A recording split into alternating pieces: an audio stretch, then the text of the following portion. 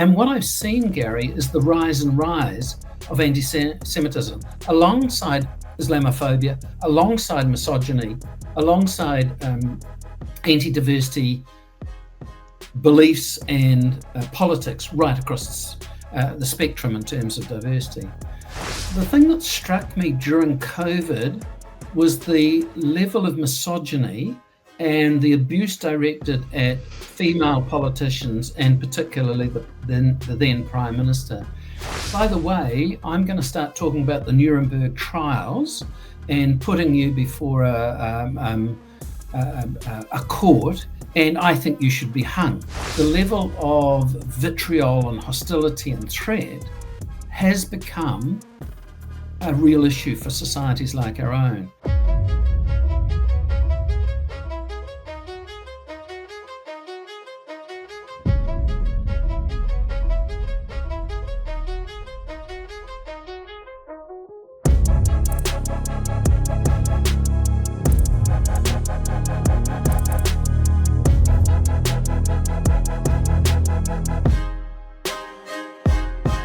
Welcome to the Frontline.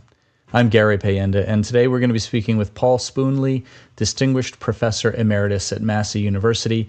He is a geographer and a sociologist, and he spent a career talking about how nations can better rein in and control and counter violent extremism.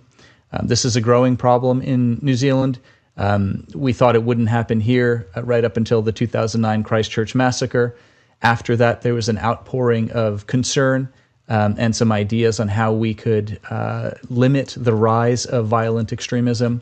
And most authorities and even most lay people would agree that things have not been successful recently with rising anti-migrant, anti-religious group, anti-ethnic, anti-Māori, and anti-women extremist groups gaining power and losing hesitancy to act sometimes violently and physically in the public sphere. So today we'll speak with Paul Spoonley about this, and thank you for joining me on the Frontline. Hello, Paul Spoonley. Thank you for joining me today to talk about violent extremism in New Zealand and whether we're doing a good enough job of keeping tabs on it and tamping it down to the extent we're able to. A little bit about you, Paul. Would you introduce yourself? I know you're the Distinguished Professor Emeritus at Massey University, a geographer and a sociologist. Can you give us some idea of your background on countering violent extremism? Yes, well, I was a student in the UK at the University of Bristol in the late 1970s, and the National Front were on the rise. So I did my thesis on the National Front. When I returned to New Zealand, many of the authorities, such as security, intelligence, police, said, no, we didn't have, and I'm talking about the extreme right, so white supremacist, ultranationalist movements and actors in New Zealand. I then did my PhD on it. I did a book called The Politics of Nostalgia. And then more recently, I've been one of the co-directors of the He Whenua Tauri Kura, the Centre for Countering Violent Extremism. And so I remain interested in the dynamics that produce extremism and the potential for harm to our communities.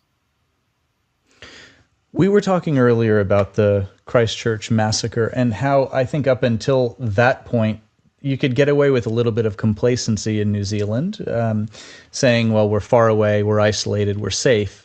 But certainly after that event, with over 50 killed, there should have been a wake-up call, and to some extent there was, that this is everywhere, it's real, and it's tangibly affecting our lives. What has our response been since the Christchurch Massacre? Have we done enough? Have we become complacent again? Are we sliding backwards? Give us an idea of how the last few years have been going. Sure. So on the day of the Christchurch Massacre, I was asked to write something, and I wrote something which called The End of Innocence for New Zealanders. And I think the Royal Commission into the massacre did a really good job at identifying the dynamics, the issues, and what we might do by way of response. Part of that response was to say, do we have expertise and knowledge of how communities are responding to some of the online messages in terms of seeing groups, demonizing groups, particular groups, religious and ethnic minority groups in particular. And what would it take to radicalize an individual to the point where they would act out those particular beliefs? So we have the Christchurch shooter as a first and an important example. And the Commission wanted to take various initiatives that would minimize the possibility of anything happening like that again. Unfortunately, over the last year or two, we have rolled back a number of those initiatives. And I think there were things that remain as an issue for all of us. One of them is something that was beginning to occur in New Zealand post-2016, partly because of the election of Trump in the United States, but in particular because of the rise of QAnon, which I was surprised at how influential those views were in terms of New Zealand. And where you are, Gary, in the far north, you had actors like Billy Te Kahika and others who adopted and then talked about some of those conspiratorial views. So COVID became a moment when they were mobilized, and we saw groups such as Anti-5G Towers, Anti-1080, Anti-Fluoridation, Anti-Vaccination, and then, of course, some of the initiatives that the government took during COVID, coalesce. And we saw the example in Parliament on those, the occupation of Parliament. So where have we got to since then? I think we have regressed. We have gone backwards. I do think that Royal Commission report and its recommendations should be something that should be a playbook for us. And unfortunately, many of the elements that were identified as needing to be done are not being done in New Zealand. What are your top 1, 2, 3 interventions that could be done, or maybe that interventions that may have proven successful in other countries? What are the low-hanging fruit that we need to implement to reduce violent extremism? I actually think it's going back to basics. So I rather like what the Scandinavians do in terms of digital literacy.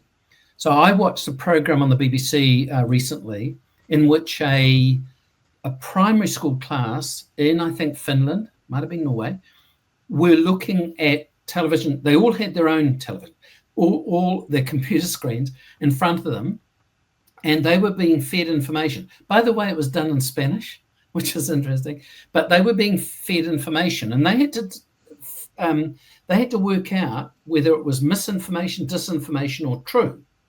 And Wow. So we've got this program right through the school system in the Scandinavian countries, which teaches digital literacy and the ability to sift and understand what is coming at you in terms of the online world. We don't do that in New Zealand.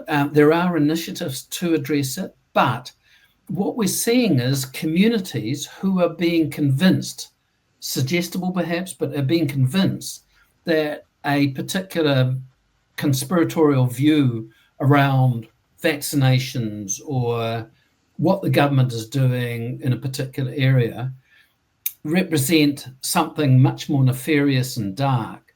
And so one of the areas that I have been involved with for a very long time is anti-Semitism, understanding it.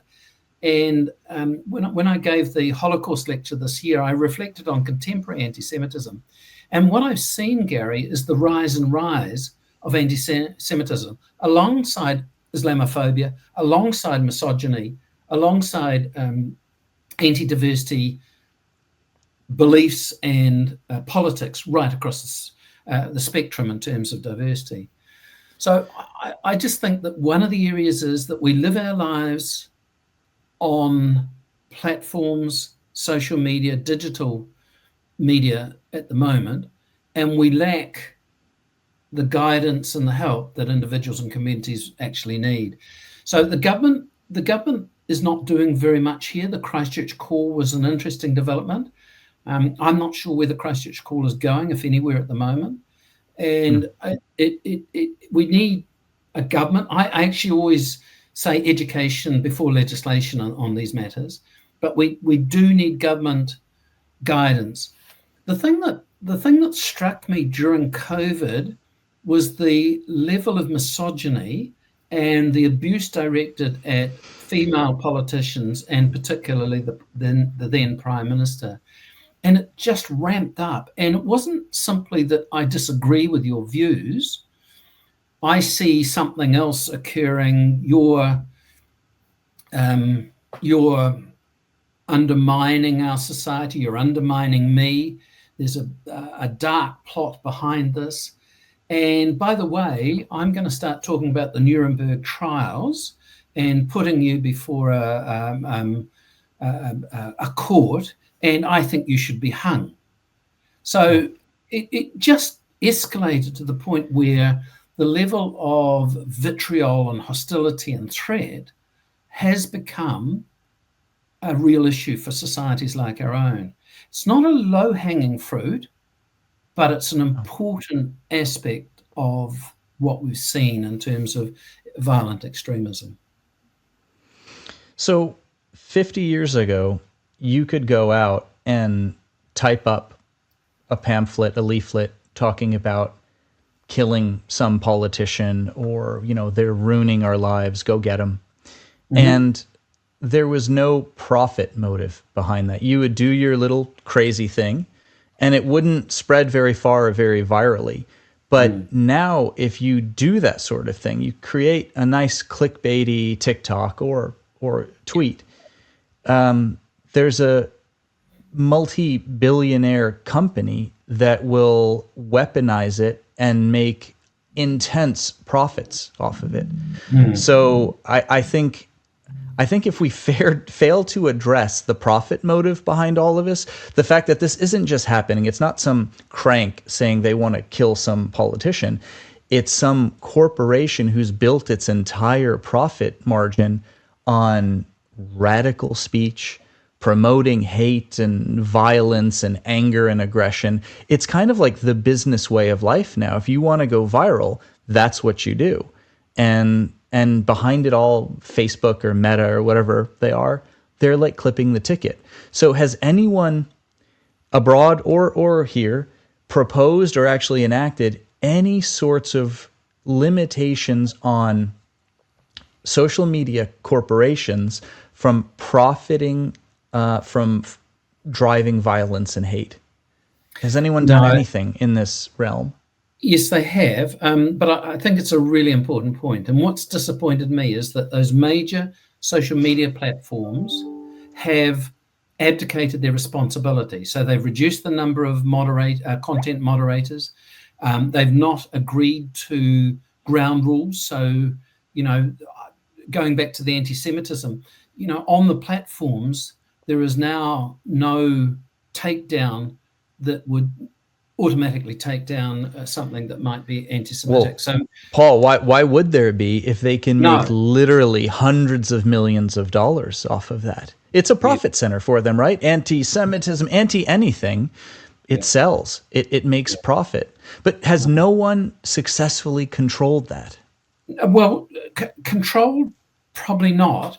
But what some countries have done, so the Germans, after the Second World War, had very clear regulations and rules and a government department that looked at, for example, Nazi imagery and Nazi arguments. Yeah. What they did when the online world came along was that they made the penalties associated with any platform that was prepared to broadcast something, in this case in German, of course, that breached their particular rules. So the penalties were literally tens of millions of euros, sometimes even more than that. And so there was, to go to your point, there was a distinct motive for not breaching German rules, because your profit margin would then be significantly impacted.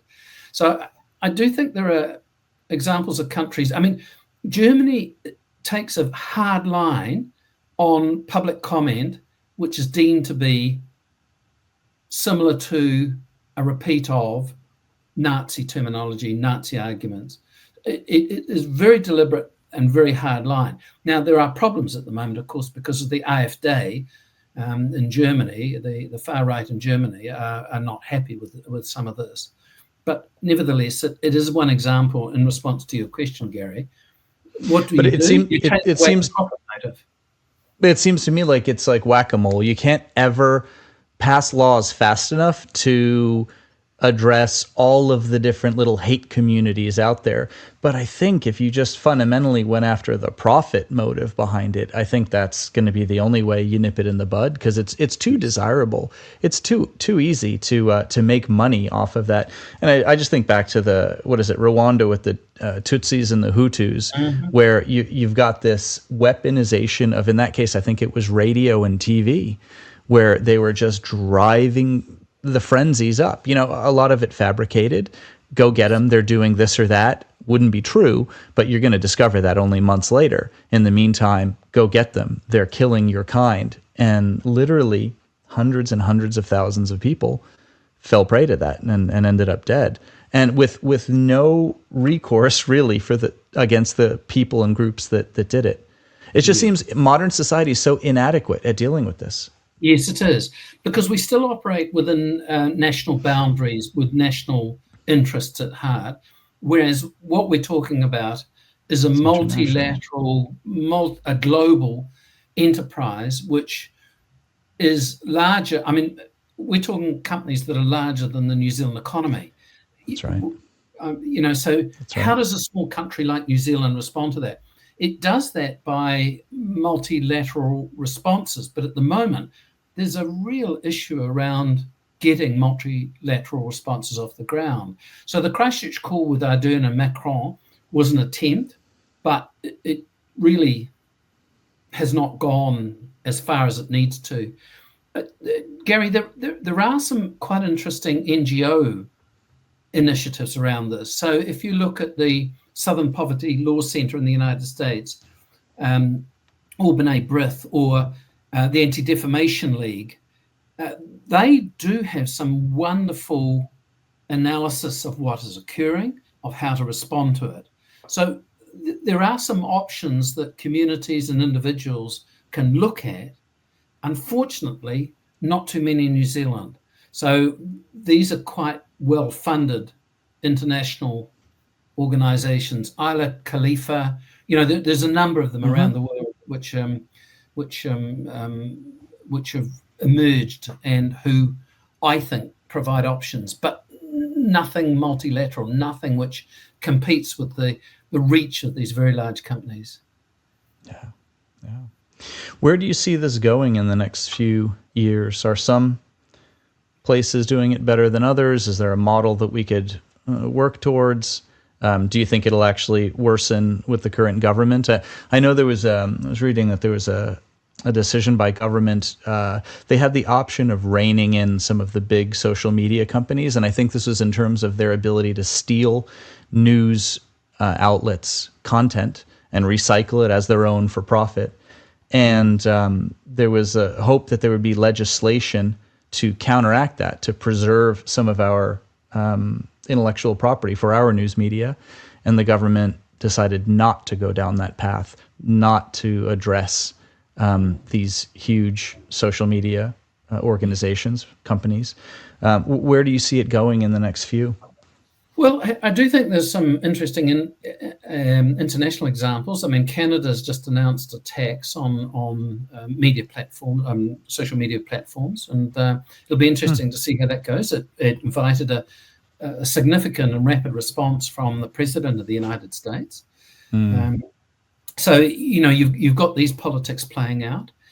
I am very concerned about the attacks on particular communities, a religious community like Muslims, or a community like Jews, or a community Māori. I mean, if we look at the attacks on Māori, particularly wahine, female members of parliament, I mean, it's just horrendous what they are experiencing now. There are discussions about hate laws for New Zealand. I'm not sure they're going to go anywhere or do anything particular to address these sorts of issues. So what happens for me, Gary, is that particular communities and individuals are attacked relentlessly online. And for most of us, that's invisible. We're not exposed to the hate, the threats, the constant behavior that attacks you.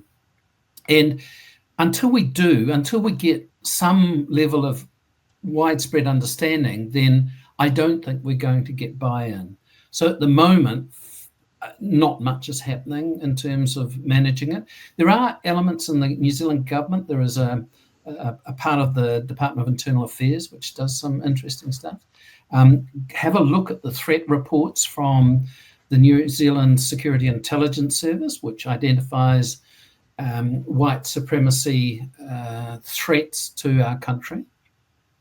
So I think there are some things that we could better inform ourselves on, but I don't think we're doing enough. And I don't think we're doing enough either in terms of the education or the legislative options that are available to us.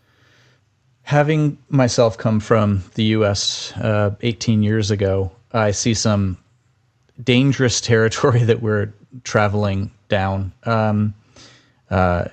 Just the weaponization of hate. You look at someone like Brian Tamaki, his thug mercenary, bikie gang, quasi paramilitary stuff he's doing physically. Now getting into the realm of not just talking about hate, but actually physically harming people, damaging people, injuring people. I've seen this before in the States, and you can just see where it's headed. That organization's still able to get tax-free status under their charitable/religious heading, and you just think, at what point will people wake up to what is a clear and present danger, much more of a danger to us than most other things that the public worries about. Governments have looked at essentially radical extremist groups and said this is the most likely, if we're going to have a very bad outcome, a very bad massacre, a group killing, this is the population that is sowing these seeds. Quite concerning. And you wonder if it's going to require another Christchurch level event in order to wake us up out of the apathy, to get us to the point that our politicians actually do anything about it. Because like you, I'm just not seeing it. No, and that's my concern, that we should have learnt our lesson and we should be taking proactive action. In terms of the Brian Tamaki, I was actually at the demonstration at Britomart a week or two ago. It was really disappointing in terms of the actions that were taken, and it felt really intimidating and threatening to be there. The Federation of Islamic Societies of New Zealand, FIANZ, Federation of Islamic Groups, produced an excellent comment on what happened there, along with some other groups. And again, I think we should just be listening to those groups and hearing what their experience is and thinking, is this what we want in terms of respectful, disagreement, but it should be respectful. It should not involve what it did at that Tamaki March in downtown Auckland. So And it wasn't just a march, right? It wasn't a one-off. They have a history of physically injuring the librarians. It's an escalating level. It's a ramping up of violent behavior, and you just wonder at what point they incite something bigger than that, perhaps by a more unhinged member of their group. Yeah, and I think that's one of the questions. I think that the question is, what is the potential for radicalization and something that is going to threaten and harm members of our community? And why shouldn't we, if we're not members of those communities, saying very publicly, this is unacceptable in New Zealand. This should not be happening in New Zealand. You, the government, you politicians, should be providing guidance and leadership on these sorts of issues. in a way that makes it clear that we should have robust debate. We should feel free to criticize and critique, but there is a line which we should not allow people to go over into, and we do it. I mean, the thing, Gary, is that we do it in terms of defamation. The Broadcasting Standards Authority rules on material that's in the media. The House, Parliament itself, has enormously complex, arcane laws about what you can say and what you can't say. Right. But somehow when it becomes part of the public arena, when it becomes something that Brian Tamaki and Destiny Church are saying, no, that's free speech and we can't touch it. It just seems very, very uneven and paradoxical about what we deem appropriate and what we don't. If I had a conclusion to this, I would say that we're operating with laws that did not anticipate the rise of extremism and violent extremism in an online world. It's just not working. And again, behind it all is people or corporations who view this as a profit center, as a way of gathering money and power and influence. And even politicians have stooped to that as well, right? To feed into this, the fervor as well, and to sort of stir things up. So yeah, it's the challenge of our time. So we've got a lot of challenges, but it's certainly well up there. Yeah. I'm reasonably optimistic about New Zealand in one sense, because we do care and we are a small society and we can make significant changes. I'm just not seeing it happening at the moment. And I'm not seeing a lot of leadership and guidance or vision about what we could do much better. So, March 2019, we do need to understand its implications and how it undermines, how those sorts of beliefs, those sorts of acts undermine the common safety of all of us, as well as those groups and individuals targeted.